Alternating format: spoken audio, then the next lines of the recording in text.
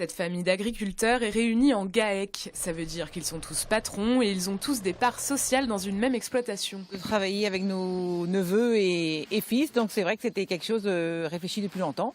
On savait que ça allait venir à un moment ou à un autre, donc c'est un plaisir de travailler avec eux.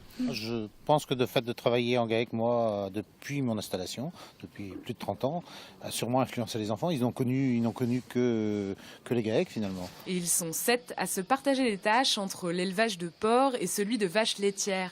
Travailler en famille, ça a surtout beaucoup aidé Gaël quand il a cherché à s'installer. Le fait de s'installer en GAEC, c'est un gros avantage et surtout un GAEC familial où forcément c'est mes parents, mon oncle, il y avait mon cousin installé.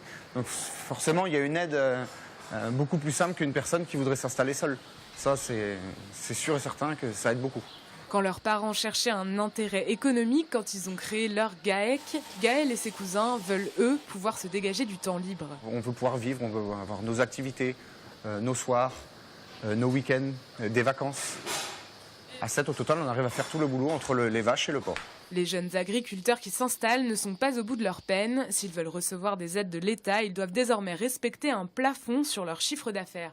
Fixé à 1,2 million d'euros par exploitation, ce dernier ne tient pas compte du nombre d'actifs sur l'exploitation.